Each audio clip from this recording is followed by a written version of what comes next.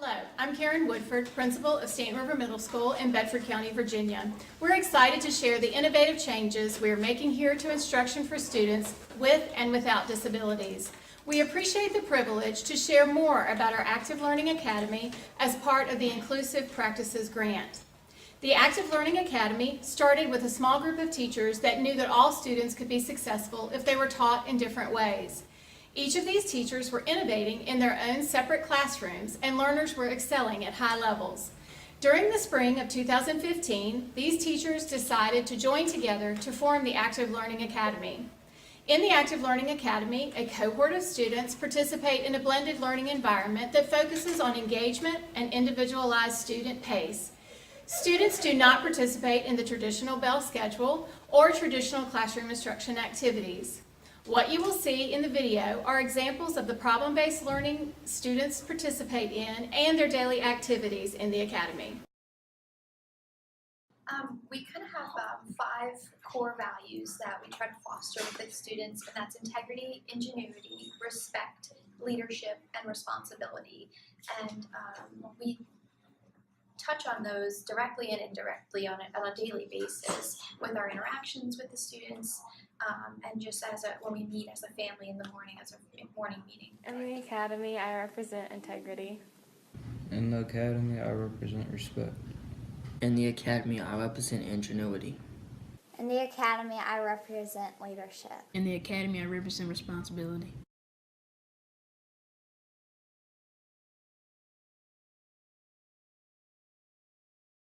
Easy. And why is that? It's really easy to get your work done if you follow the rules, and the teachers are they help you with this stuff, so it's really easy to get my grades up. Students have a unique opportunity to learn in an environment where traditional seating and bell schedules are removed. Students are encouraged to self-advocate for their learning. For example, when a child completes work in one subject, they have the choice to then move on to another subject that they may need a little extra time or help in.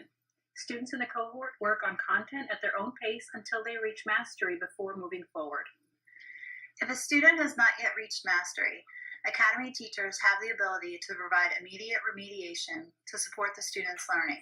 Continuous collection of student data allows us to guide students' learning towards success. Students are learning the value of being self-driven and having ownership of their academics. Our more responsible learners are becoming empowered with greater liberties. This also results in positive peer pressure. The more responsible a student is, the more responsibilities they receive.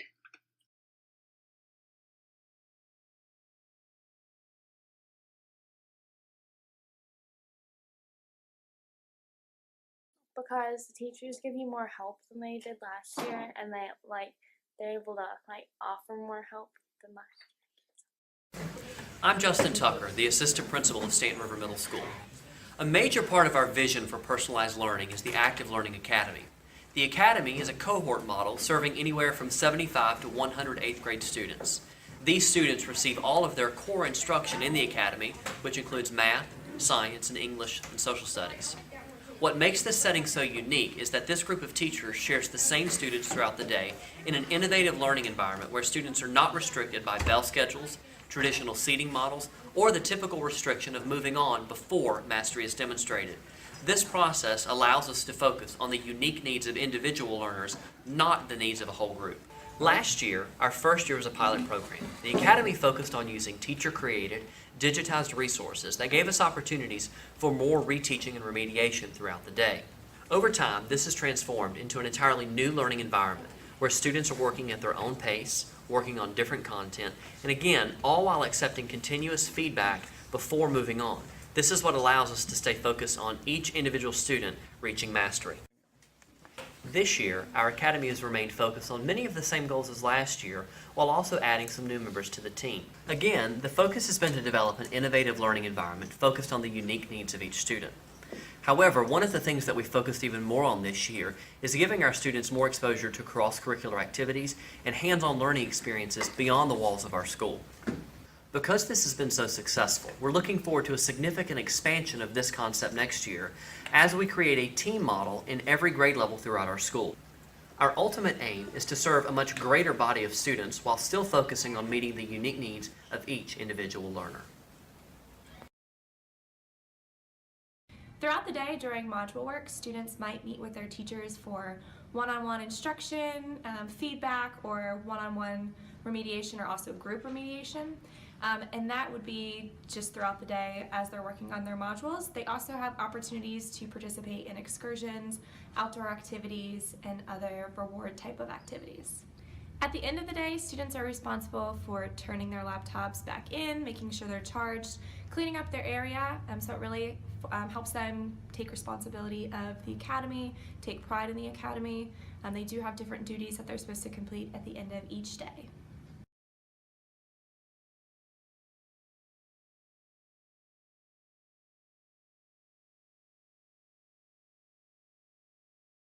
I think that my teachers encourage everyone because they want us to succeed and know the task at hand. When we are all in class, we have an assignment on Schoology and we have to get a specific grade to move on to the next learning objective. If we got a bad grade on any objective, we took that grade, but this year we all have more opportunities to get a good grade.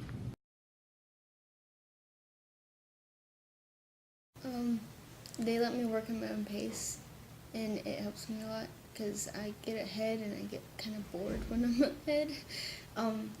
And I always have stuff to do. And they let me do stuff just because I'm ahead. Like you get one assignment done, you get to move on to the next without basically asking anybody. You don't have to wait on everybody else in the classroom.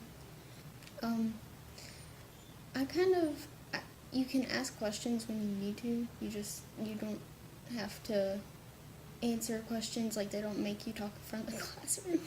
And it's just easier for me. How do you learn best? By myself. Yeah? I learn best by working by myself and not with other people, so I don't basically get slowed down. I like the research project that we're doing right now. We get to look up anything we like and write about it just freely. You've got the teacher at the front of the room talking. Now some people can't comprehend things as well when it's just the teacher talking.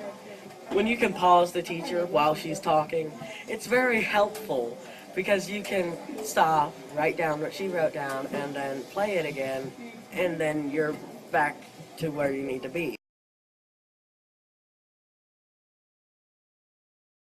So this year we get our own Chromebook.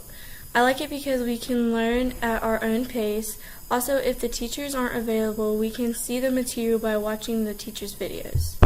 The Chromebook allows me to pause a lesson and rewind it if I think I missed something. I also like the fact that I can take it home and catch up on anything I am behind on.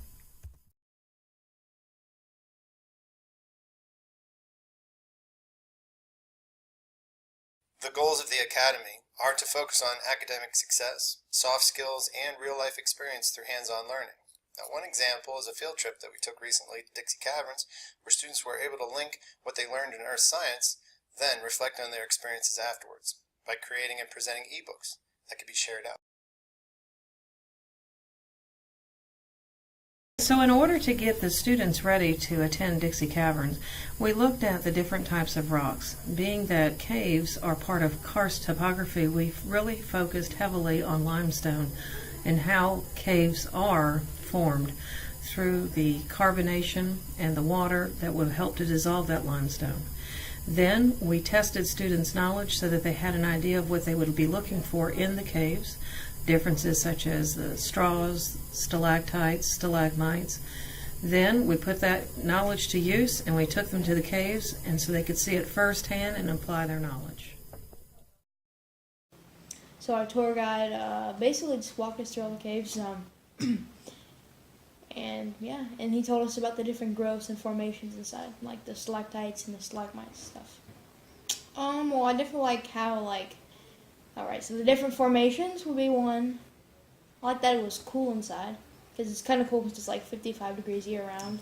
And I also like learning about it, I guess you could say. Like our tour guide showed us how it was discovered, and like all the different types of things in there, what they do with them, stuff like that. Well, we're actually doing an ebook assignment right now, which is like we have put all our different subjects in one little book about the caverns, like math, earth science, stuff like that. We as the Academy went on a trip to the Dixie Caverns, and when we came back we had to do a reflection. So you had a couple different choices for English. You could do a brochure, a children's book. I chose to do a brochure because just to inform people, what are they getting into going on this trip. So there's a few different requirements what we had to do. For English, you pick your audience, so you do children, or you just informing adults for their trip planning. For math, we had to do statistics or the time amount of going throughout the caverns, so basically kind of explaining mathematically a little bit.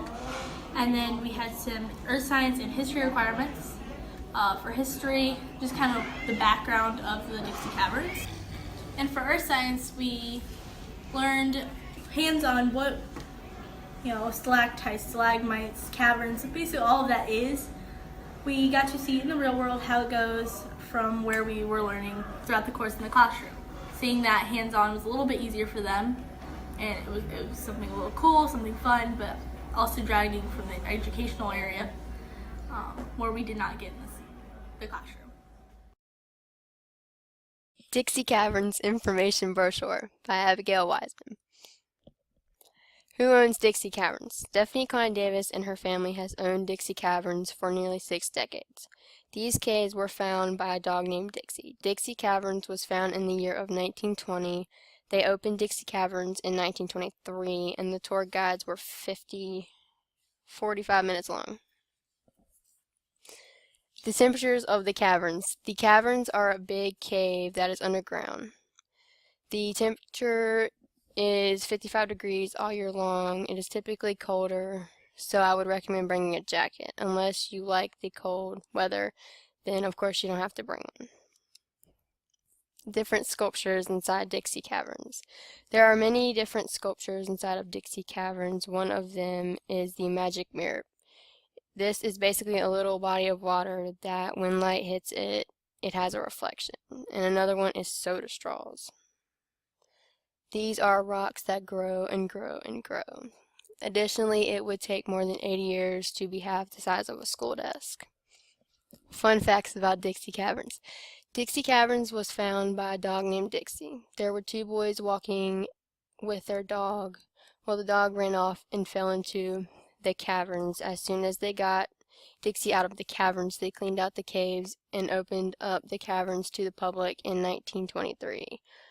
Although Dixie Caverns, all throughout Dixie Caverns, there are almost 1,000 stairs. And over 30,000 people have seen the caverns. You should be one of those people. Contact them through the following: their cell phone number, fax, or you can just email them by going to their website and clicking their email. Call us. You will regret it if you don't.